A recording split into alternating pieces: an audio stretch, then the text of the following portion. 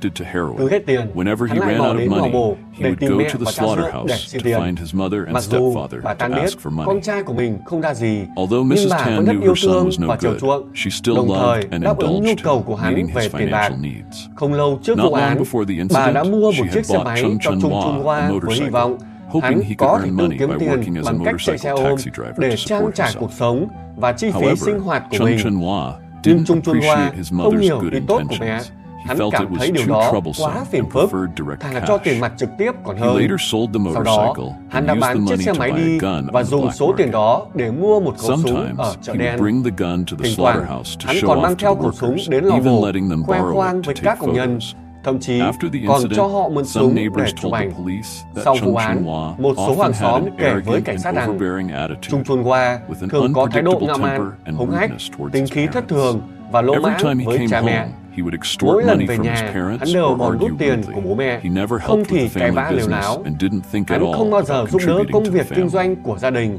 và hoàn toàn chẳng hề đóng góp gì. Chun Watong's wife, wiping away tears, told the police, "After we got married, we moved out and only occasionally came back to the slaughterhouse to stay for a few days to visit his mother and stepfather.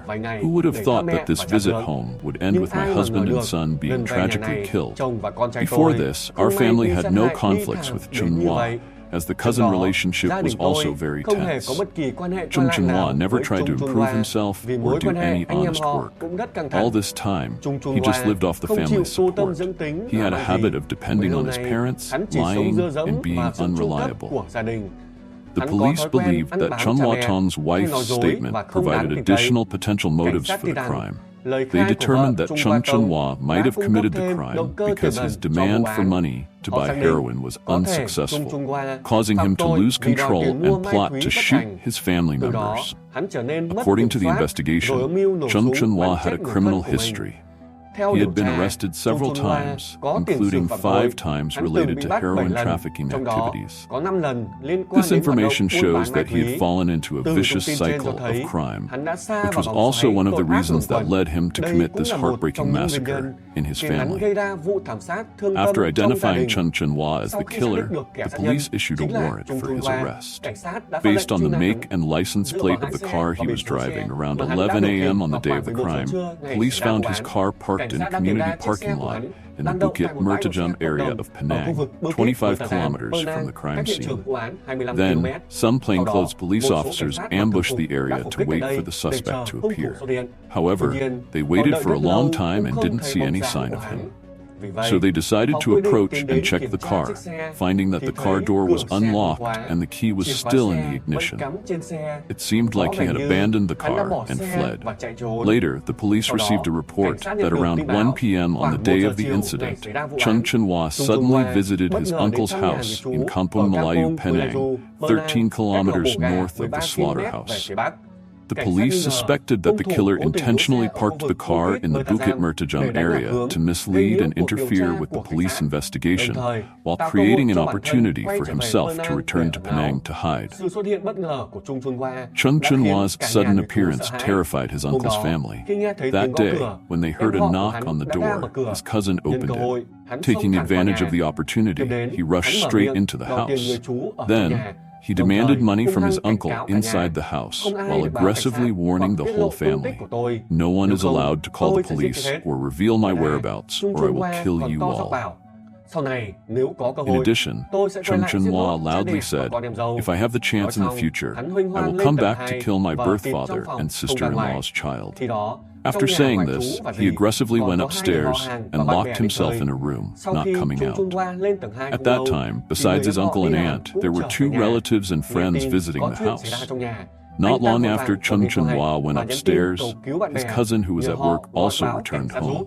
Hearing about the situation in the house, he quickly took out his phone and texted friends for help, asking them to call the police. To avoid provoking Chun Hua, the whole family calmly acted as if nothing had happened.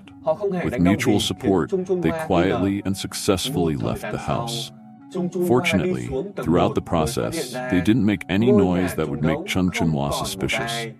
Sometime later, Chun Hua came downstairs only to find the house empty, with no one left.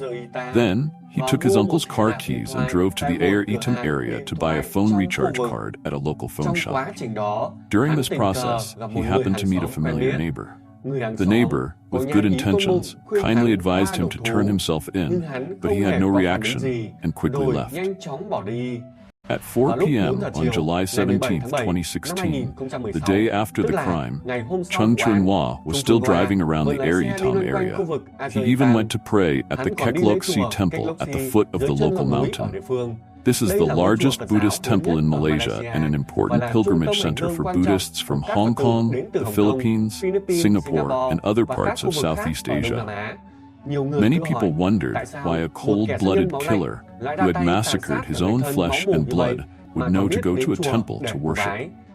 Could it be that after the incident, he felt remorse and wanted to go to the temple to repent to the Buddha, while praying for the souls of his deceased relatives to rest in peace and be liberated? But the truth of what he was thinking, no one knows. As he was driving down the mountain, passing by a 7-Eleven convenience store, His car suddenly broke down. He had to park the car on the side of the road and wait for the engine to cool down to check it. During this time, he put on a baseball cap, mask, and sunglasses, then walked to a nearby snack street to buy food. Someone saw him buying beer, eating fried noodles, and other foods. At this time, the police had already grasped his whereabouts, so they secretly ambushed the area carefully to avoid alerting him. 3 hours later, Chung Chun-hwa appeared at the parking spot. He opened the hood to check the engine, then prepared to drive away. Immediately, the police who were lying in wait around the area appeared and acted to surround his car right in front of a coffee shop. Initially, the police intended to negotiate with him, but when a police officer approached, Chung Chun-hwa suddenly pulled out a gun from the car and aimed at the police. This action left the police with no opportunity for negotiation. Seeing this, the other police officers immediately opened fire in response. After more than 10 shots were fired, Chung Chun-hwa was shot dead right in the driver's seat. Perhaps this was the karmic end he had created for himself. The gun he used to resist was the same gun that had taken the lives of 4 of his family members. During the arrest, there was no physical conflict between the police and the suspect, and no police officers were injured in the shootout between the two sides. According to images from the scene, Chung Chun-hwa's car windshield had multiple bullet holes, with glass shattered everywhere. After hearing the news, Chung Chun-hwa's older sister immediately rushed from the funeral of her 4 relatives to the scene. Within 2 days, she had lost 5 family members. A heart-wrenching pain for those left behind. She couldn't hold back and broke down crying uncontrollably on the spot. After each shocking murder case comes to light, public opinion is stirred up with confusion and indignation. But the most bitter and painful are still the family tragedies, especially cases where children kill their parents, acts that heaven cannot tolerate and earth cannot bear. Following this incident, local primary schools began to intensify drug prevention education, organizing annual events on school grounds to teach children about the dangers and immeasurable harm of drugs from a young age, so they won't be tempted to try them. Otherwise, it could ruin an entire life, as in the case of Chung Chun-hwa above. Today's video ends here, and we'll see you in the next videos. Goodbye.